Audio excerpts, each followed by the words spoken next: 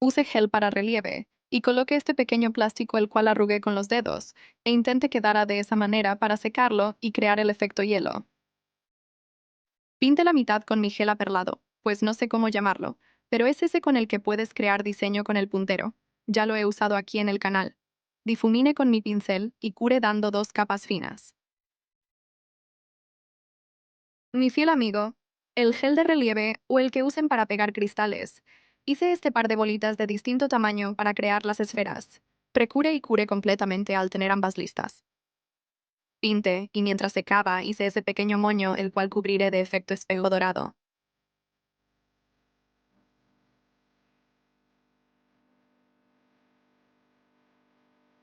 Use 2 pequeños cristales y balines, puse top coat y listo.